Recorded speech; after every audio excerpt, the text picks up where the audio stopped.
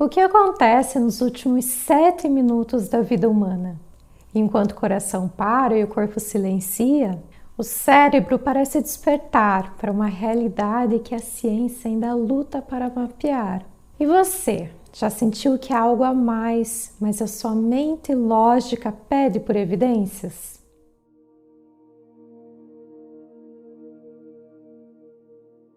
Existe um momento em que tudo para. O coração cessa, a respiração abandona o corpo, os monitores se tornam uma linha reta. Do ponto de vista da medicina, a vida chegou ao fim. Mas algumas pessoas voltam, e o que elas descrevem não é o vazio que esperávamos. Elas descrevem lucidez, clareza absoluta, a sensação de observar o próprio corpo de fora, com calma, sem medo, enquanto médicos trabalham para reanimá-las. Elas descrevem luz, paz, o encontro com pessoas que já faleceram e a certeza, não a impressão, a certeza de que existe algo além do que nossos sentidos alcançam. Esses relatos existem em todas as culturas, em todas as épocas, em pessoas que nunca se encontraram, nunca leram os mesmos livros, nunca compartilharam da mesma crença e são consistentes. E o que a neurociência encontrou quando decidiu levar tudo isso a sério mudou o debate. Esse documentário é sobre o que acontece no cérebro na hora da morte e sobre o que isso revela ou não sobre a natureza da consciência humana. Durante décadas, a resposta científica para as EQMs foi rápida e foi direta. Alucinação, privação de oxigênio, o sistema nervoso em colapso produzindo uma última ilusão antes do apagamento final. Era uma explicação elegante. O problema é que ela não resiste a algum dos casos documentados. O padrão que aparece repetidamente na literatura é esse: paciente em parada cardíaca, anestesia geral, atividade cerebral clinicamente ausente. E ainda assim, ao ser reanimado, esse paciente descreve com precisão coisas que não poderia ter visto ou ouvido, como a posição dos profissionais na sala, instrumentos específicos utilizados durante a cirurgia, conversas acontecidas enquanto estava clinicamente inativo, detalhes verificados depois pela equipe médica e confirmados, não como um fragmento de sonho, mas com precisão fotográfica. E isso não é intuição, não é coincidência. É percepção verificada em estado de morte clínica, com o cérebro que, segundo o modelo dominante, não seria capaz de registrar absolutamente nada. E esses casos não são isolados. Em todo o mundo, pesquisadores documentaram o mesmo padrão, independente da cultura, cristãos, budistas, ateus, indígenas, independente da idade, crianças de 4 anos descrevem o mesmo que pessoas com 80 anos de idade. Independente da crença, pessoas que jamais acreditaram em vida após a morte voltaram com uma certeza que não conseguem explicar racionalmente. A luz, a paz, a sensação de expansão, o encontro com quem partiu antes e a relutância intensa, unânime em retornar. E não é um conteúdo de um sonho, é um padrão. E padrões, claro, segundo a ciência, exigem explicação. A neurociência decidiu investigar e o que encontrou foi revelador. Em 2013, a pesquisadora Dima Bodgin, da Universidade de Michigan, monitorou a atividade elétrica do cérebro de ratos durante parada cardíaca induzida. A hipótese era simples: sem oxigênio, sem fluxo sanguíneo, o cérebro deveria apresentar silêncio elétrico progressivo. Mas o que os monitores mostraram foi o oposto. No momento exato da morte clínica, uma explosão de atividade. Ondas gamas, que são as oscilações de alta frequência, normalmente associadas a estados de vigília intensa, estavam em alta. Significa uma atenção focada e integração neural de alto nível.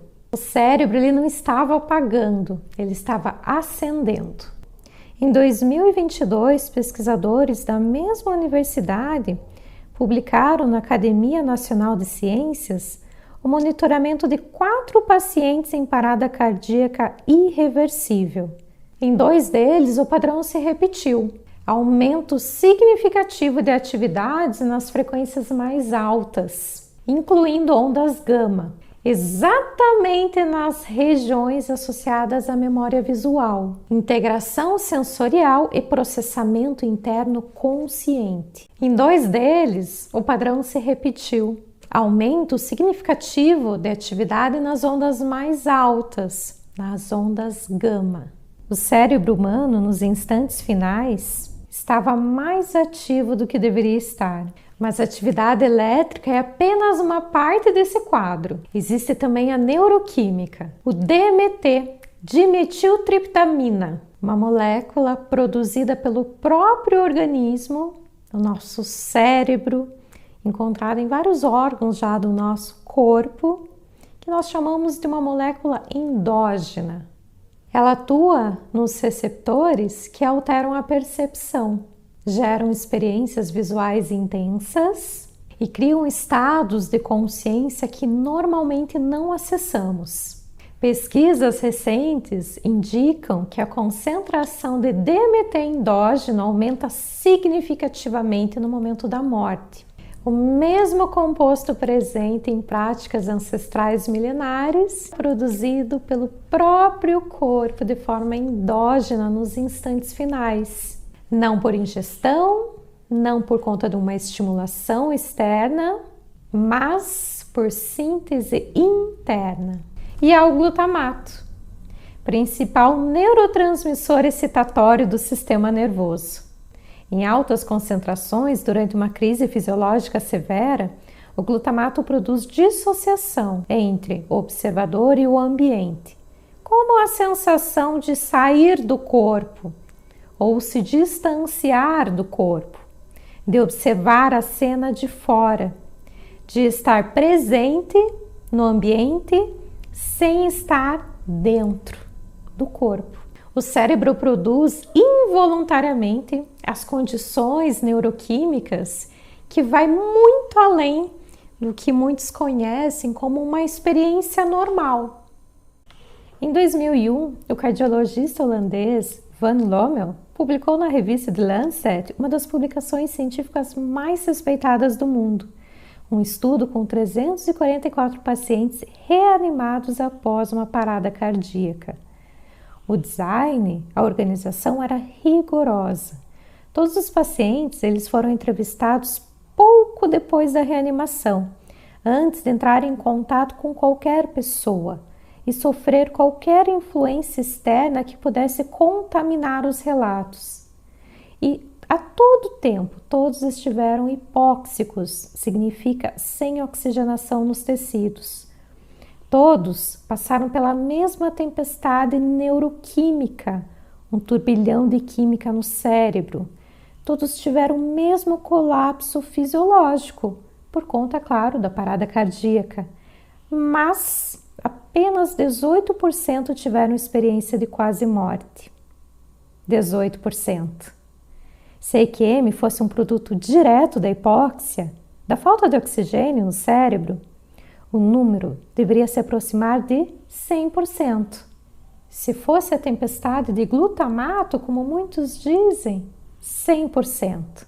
Se fosse o DMT endógeno, 100%.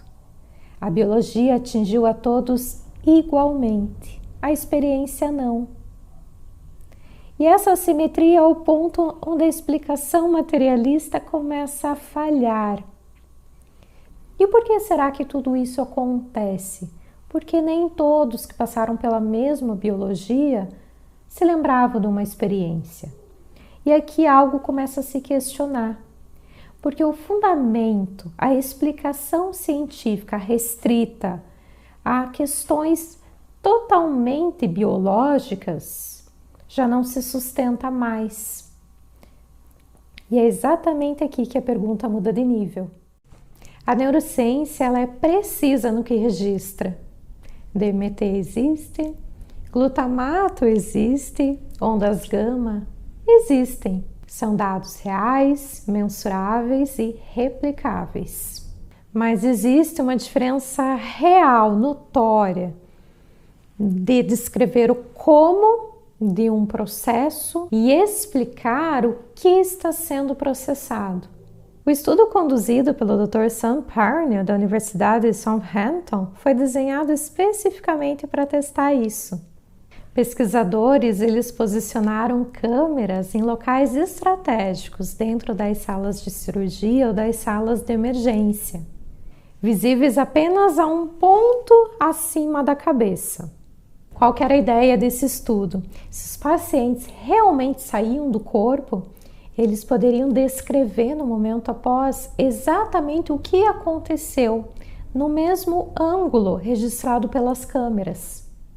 Os resultados incluíram relatos verificados, detalhes de instrumentos cirúrgicos, posições de profissionais, conversas acontecidas enquanto o paciente estava clinicamente inativo. E não é uma prova definitiva, eu sei, a ciência ela não trabalha com provas definitivas. Trabalha com evidências que constroem ou derrubam hipóteses, mas o dado é empírico e ele não se encaixa confortavelmente em nenhum modelo materialista. Existe uma pergunta que a neurociência ainda não conseguiu responder, porque o cérebro, num estado de colapso total, não produz desorganização, mas sim organização. Porque a experiência de quase morte é coerente, é organizada, é memorável com precisão, quando qualquer outro processo de disfunção cerebral produz confusão, fragmentação e incoerência. A epilepsia gera confusão, o AVC gera fragmentação, o trauma, uma dissociação caótica, e a EQM, clareza absoluta. E isso não foi respondido. E é exatamente aqui que entra a voz de quem passou anos ouvindo e documentando pessoas que já ultrapassaram essa fronteira. Paulo Alexandre Marques é pesquisador independente. Ao longo dos últimos anos, ele desenvolveu uma grande pesquisa no seu canal no YouTube, coletando, registrando vários relatos de experiências de quase morte aqui no Brasil. E o que mais o impressionou não foi somente a intensidade de cada experiência, mas a repetição. As experiências de quase morte são experiências essencialmente subjetivas. Não existe uma igual à outra, mas existem pontos notáveis semelhantes. Por exemplo, a sensação de sair do corpo, a sensação de migrar entre dimensões, seja de uma forma através de um túnel, seja através de camadas, ou seja instantaneamente, mas a pessoa passa para outra dimensão. O relato também de encontro com seres não terrenos, né, seres de luz, ou então pessoas que já faleceram da família, encontram eles, se comunicam, passam informações. Isso é muito comum também. Também o relato de uma revisão de vida, né? A pessoa, enquanto está lá, ela tem uma revisão de todos os seus atos da sua vida, desde o nascimento até aquele ponto, e principalmente o impacto que essas ações causaram nas outras pessoas. Isso traz uma consciência muito grande, e para uma mudança de vida, né, que geralmente acontece após o retorno. Você se torna consciente do que você causa na vida das outras pessoas. E, em geral, chega um ponto que você é informado de que vai ter que retornar, e você retorna para o corpo através de uma viagem. A mesma viagem de ida é a de volta, e existe a reentrada no corpo, a volta para o ambiente, o encontro com o corpo e a reentrada, que geralmente é traumática, né? Porque a pessoa passa de um um estado de expansão total, de completude e de total bem-estar e ausência de dor e sofrimento, para um corpo físico carregado com toda a sua história e com toda a condição que levou ele até aquela EQM. Às vezes um acidente, uma doença, uma dor, mas é uma experiência essencialmente transformadora. E o que Paulo descreve converge totalmente com a pesquisa que existe hoje dentro da ciência. E também abre uma porta para o que a neurociência por si só não consegue fechar. Se o cérebro em colapso produz a EQM como um subproduto biológico, por que esse subproduto biológico é mais organizado que o estado normal? E essa pergunta nos leva a um outro lado desse debate. Existe uma hipótese que pesquisadores sérios estão sendo forçados a colocar sobre a mesa, não como crença, como possibilidade científica e investigação ativa. E se o cérebro não fosse o produtor da consciência, mas apenas o seu filtro? O Dr. Bruce Greyson, psiquiatra da Universidade de Virgínia, com mais de 40 anos dedicados aos estudos das EQMs, sintetiza assim: talvez o cérebro seja um transmissor da consciência, não o seu produtor. A diferença é fundamental. Por exemplo, se você quebrar uma televisão e concluir que os atores existem dentro dela, você errou de premissa. Os atores existem independente do aparelho. O aparelho apenas transmite e quando quebra, a transmissão cessa. Mas os atores continuam. A neurociência já demonstrou com precisão que o cérebro não registra tudo que existe. Ele seleciona, filtra, organiza aquilo que é necessário para a sua sobrevivência aqui, no que chamamos de plano físico. O que você chama de a realidade é uma versão editada, uma fração do espectro total. Assim como os nossos olhos só enxergam uma faixa muito pequena da toda a luz que existe. A maior parte do que existe você não vê. E não porque não existe, mas porque o seu cérebro não foi calibrado para isso. E o que acontece quando esse filtro se altera? Quando o sistema entra em colapso e as restrições que ele impõe se dissolvem. No Brasil, o Dr. Alexander Moreira Almeida, diretor do Núcleo de Pesquisas em Espiritualidade e Saúde da Universidade Federal de Juiz de Fora, chegou à mesma fronteira através de metodologia rigorosa. A hipótese de que a mente humana pode operar além dos limites do corpo físico não é apenas espiritualismo. É uma hipótese científica, em investigação ativa e com dados. A visão espiritualista não rejeita a neurociência. Ela propõe que a neurociência ainda está descrevendo o instrumento, sem compreender totalmente o músico. Talvez o dado mais interessante de toda essa pesquisa não seja somente o que acontece durante a experiência, mas o que acontece depois. E Paulo acompanhou esse processo de perto. Essa experiência de quase morte ela é profundamente transformadora, devido às experiências que a pessoa vive. Não é um conhecimento adquirido por estudo ou por passar de uma pessoa para outra. É uma vivência, e a vivência realmente marca profundamente e provoca transformações. Por exemplo, a pessoa geralmente perde o medo de viver e de morrer, principalmente, né? Perde o medo das experiências, os traumas, as dificuldades tomam um valor relativo e a pessoa compreende que tudo tem uma razão de ser, né? Tudo tem um sentido. Compreende também que ela nunca esteve sozinha em momento algum e que tudo que ela fez ficou registrado em algum lugar que depois ela pôde acessar e avaliar. Isso provoca uma transformação muito grande porque, por exemplo, às vezes a pessoa percebe que está num casamento errado, abusivo, ou então ela muda de emprego, muda o meio de vida, muda os valores, deixa de ser mais competitivo, passa a ser colaborativo, né? Então, essas percepções provocam profundas transformações na pessoa que vive essa experiência. E o interessante, provoca também transformação nas pessoas que se expõem ao relato. Se a pessoa se expõe ao relato com a intenção de aprender as lições que são trazidas da luz, ela também passa por uma transformação.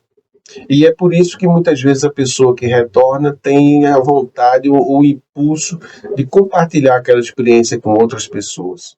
O Dr. Bruce Greyson documentou esse padrão em centenas de casos e desenvolveu uma escala padronizada utilizada por diversos pesquisadores em múltiplos países.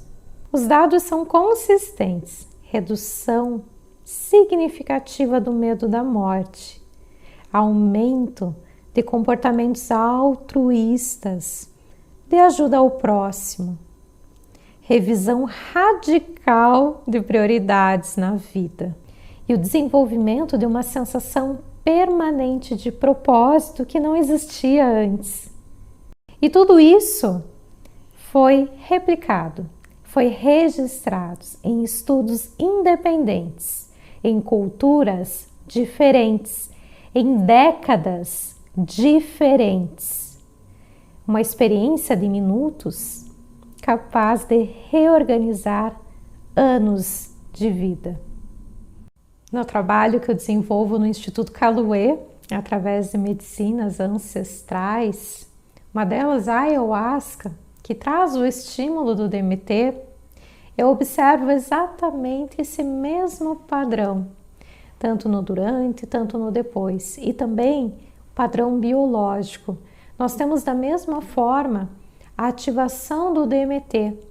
DMT, que ele já é produzido naturalmente pelo corpo, agora ele vem sendo inserido como um estímulo externo também. E esse aumento do DMT, somado ao aumento de ondas gama no nosso cérebro também, promovem o que chamamos de expansão da consciência. Então nós temos aqui um fator biológico, nós temos também um fator além da nossa biologia. E as pessoas que se permitem vivenciar essa expansão da consciência também recebem muitas mudanças, também passam por essa quebra de filtro e começam a perceber a vida com mais clareza, com mais certeza. A neuroplasticidade fica a todo vapor no nosso cérebro.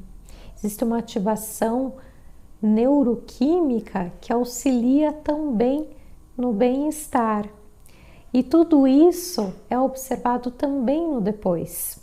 A mesma paz, a mesma certeza, a mudança de padrões, a quebra de filtros que proporciona outras decisões na vida, reorganização de prioridades que muitos cientistas já documentaram também nas experiências de quase morte. Contextos diferentes, percepções iguais. Na minha opinião, a visão da neurociência e da espiritualidade não precisam ser adversárias.